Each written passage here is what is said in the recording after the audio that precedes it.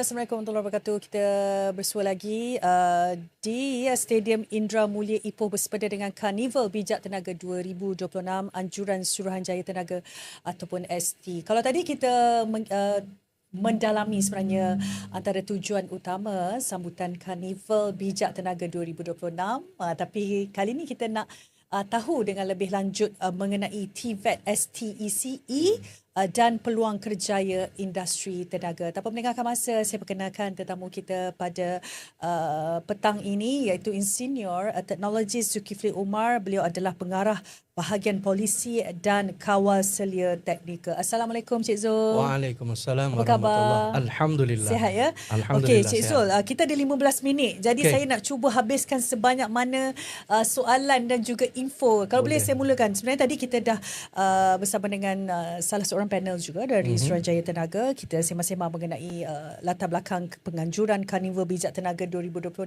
di mana memfokuskan kepada edutainment. Ya. Okey, iaitu education dan juga entertainment. Dan juga mungkin kali ini nak ajak ramai-ramai lagi datang memeriahkan lagi Karnival yang bermula pada hari ini hingga esok. Apakah mungkin antara tarikan utama Karnival ini yang mewajibkan semua warga Ipoh terutamanya untuk datang memeriahkan lagi Karnival yang akan berlangsung selama 2 hari ini? Silakan Cik Zul. Terima kasih. Soalan yang amat bagus. Okey, tarikan utama tujuan Karnival Bijak Tenaga 2026 ni adalah untuk memperkenalkan ST. Ya. Kepada khususnya rakyat Perak dan secara amnya seluruh Malaysia lah. So orang boleh kenal ST dengan lebih dekat, mengetahui apa peranan ST dalam mengawal selia sektor industri elektrik dan gas berpaip di Malaysia.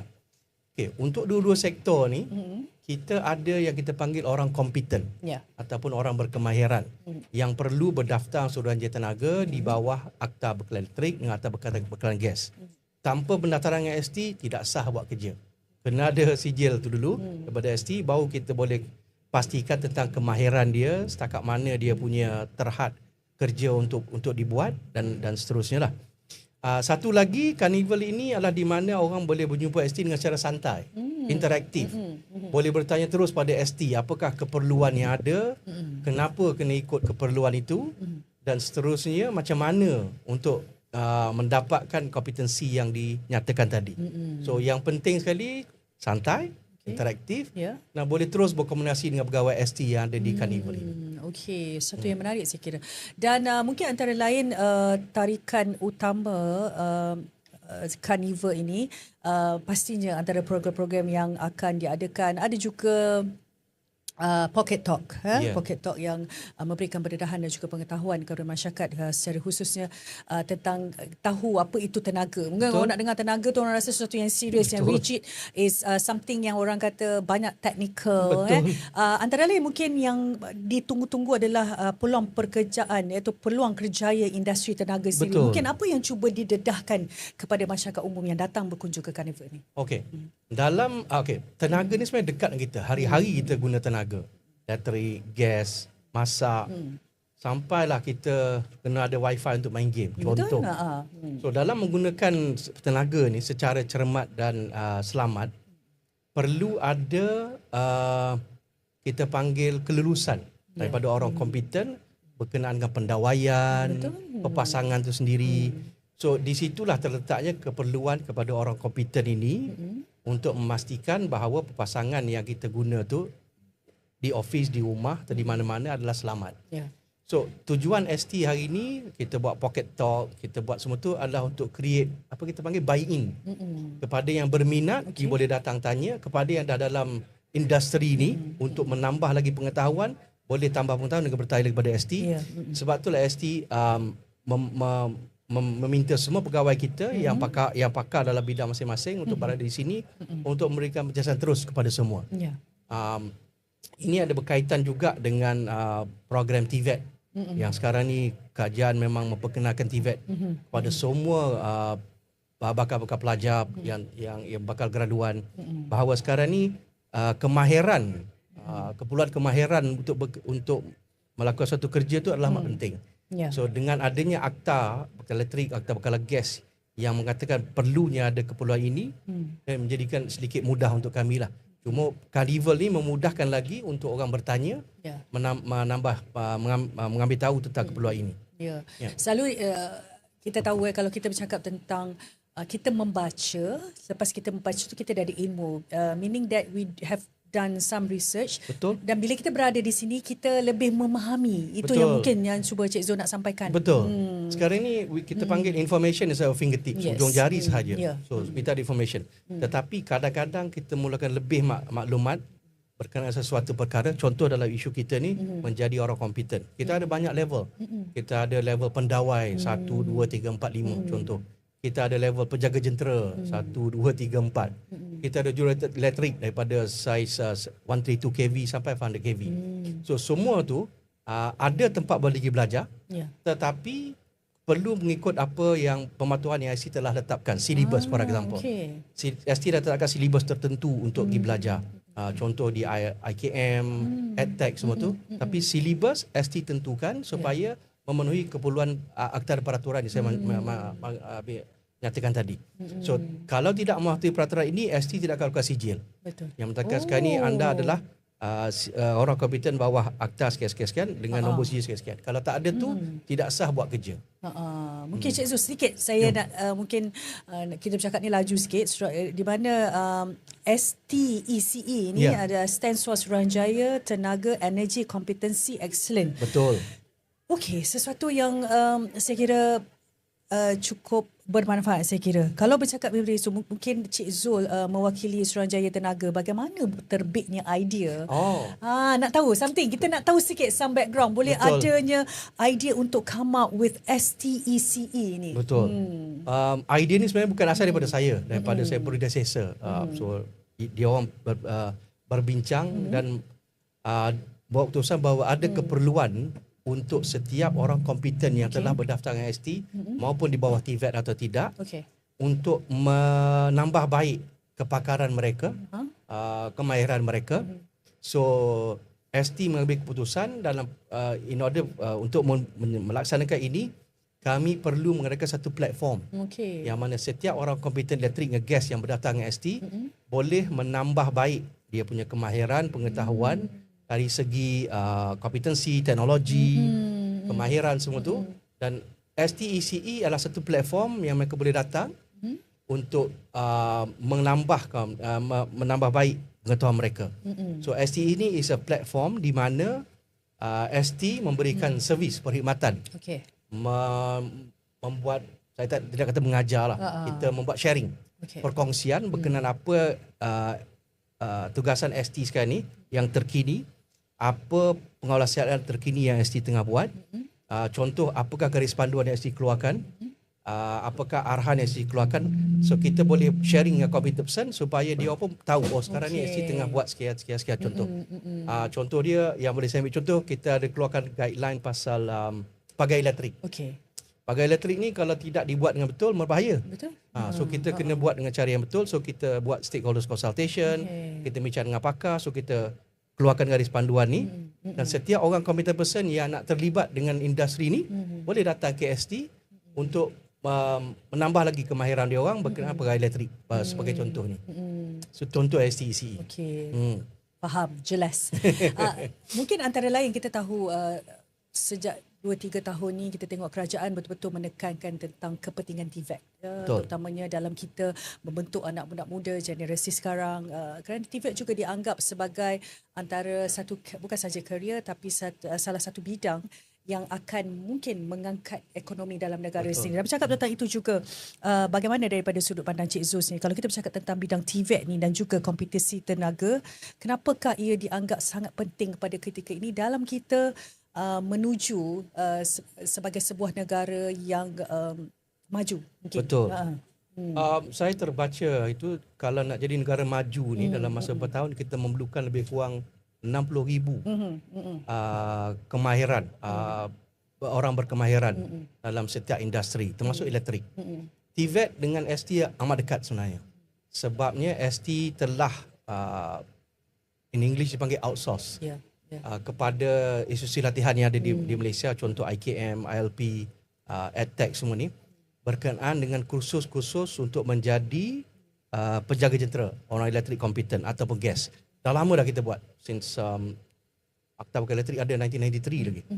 So TVET sekarang ni amat dekat dengan ST because dia membantu kami dalam menyediakan kursus kemahiran ni kepada siapa-siapa yang berminat. So TVET mengambil kira silibus yang ST telah sediakan dan mengajar bakal-bakal competent person ni untuk mengambil jurusan contoh elektrik atau gas. Seterusnya bila graduasi mereka akan terus berdaftar dengan ST sebagai orang kompeten. So dia pun sudah ada kemahiran. Maknanya sebaik saja bergraduasi boleh terus bekerja sebagai orang kompeten. Untuk makluman, setiap kilang di Malaysia contoh dia memang kena ada seorang orang kompeten di Malaysia berdasarkan kepada saiz perpasangan. Penjaga jentera ataupun pendawai kita panggil AO, BO semua tu. So memang peluang kerja itu besar. Setiap kilang diwajibkan ada. Kalau tak ada memang salah lah. ST ambil tindakan. Tapi TVET tu menjadi satu platform pada ST untuk menambah lagi number orang kompeten, kualiti orang kompeten, kemahiran orang yang kompeten ni. So kita boleh memenuhi keperluan yang saya kata 60,000 lebih yang kita nak, atau saya lupa tahun berapa. Tapi itu memang banyak membantu. And TVET memang satu platform yang amat penting.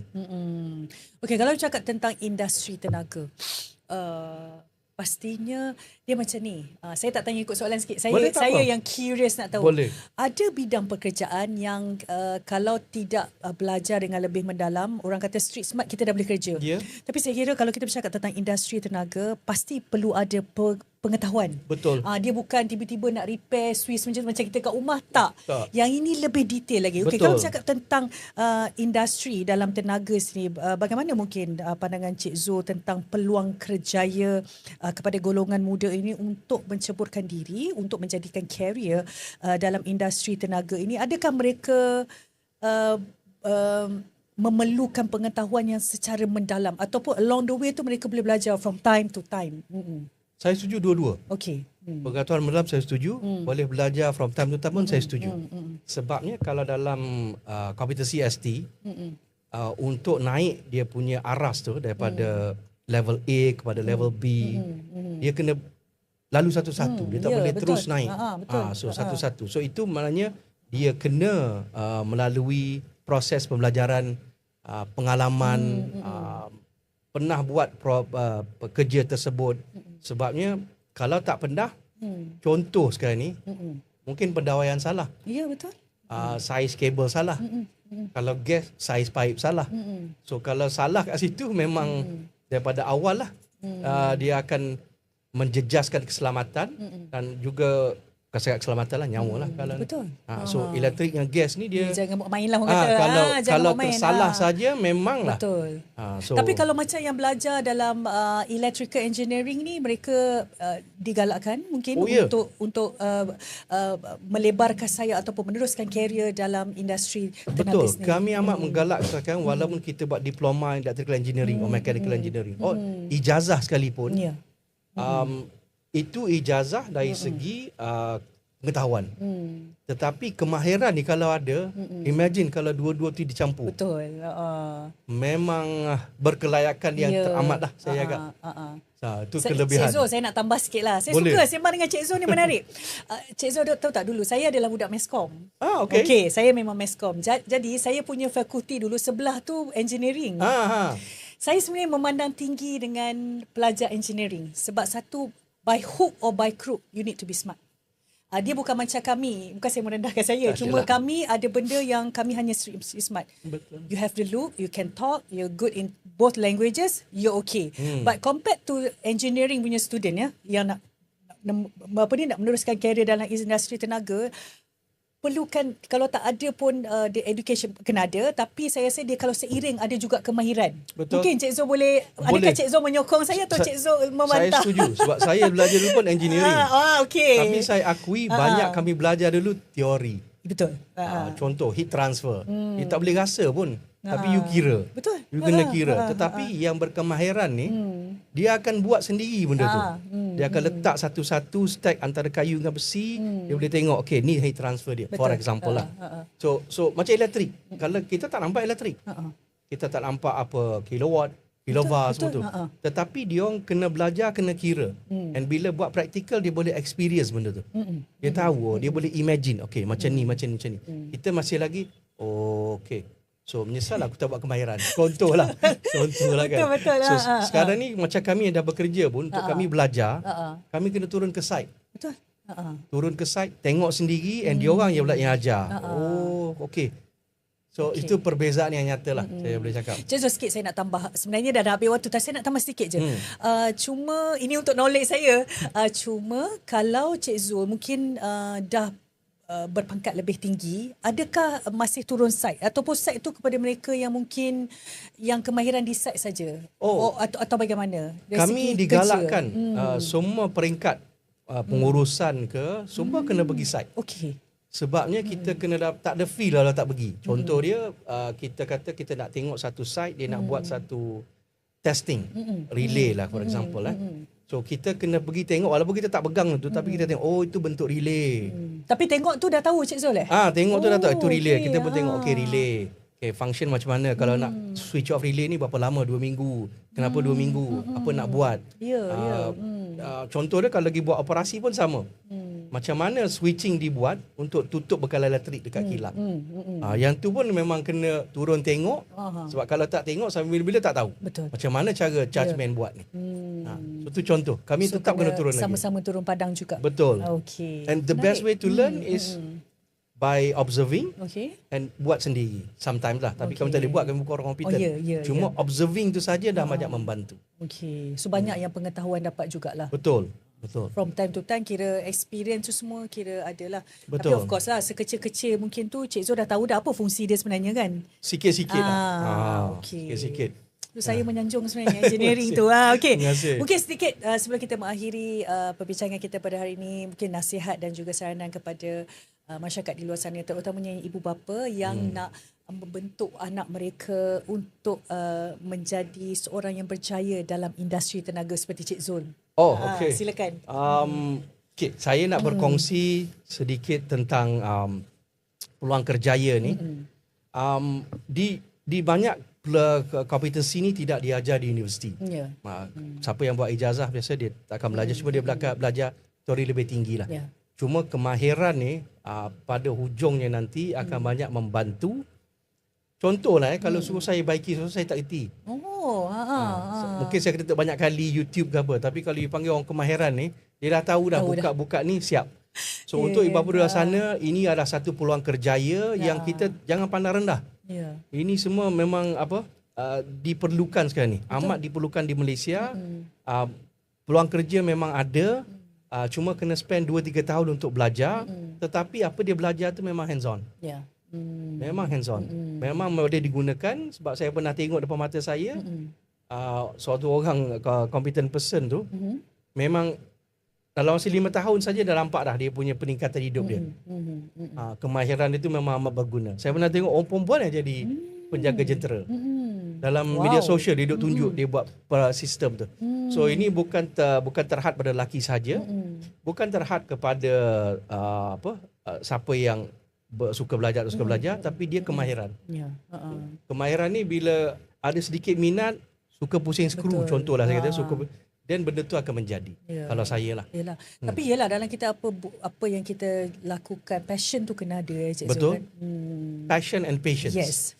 Passions and patience. Tu penting. Kena sabar. Itu yang menarik hari ni, yang kena sabar. Dalam hidup ni apa pun kena sabar. Betul. Okey. Jadi perkongsian menarik. Terima kasih. Saya ucapkan kepada Insinyur Teknologi Zulkifli Umar, Pengarah Bahagian Polisi dan Kawal Selia Teknikal. InsyaAllah Cik Zul. Kalau ada kelapangan kita akan jumpa lagi. Kita tadi berbincang mengenai TVET STECE, peluang kerjaya industri tenaga. Jadi terus bersama dengan kami di Karnival Bijak Tenaga 2026 dari Stadium Indra Mulia di Ipoh, Anjuran Suruhanjaya Tenaga. Kita berehat dulu. Kembali lagi selepas ini.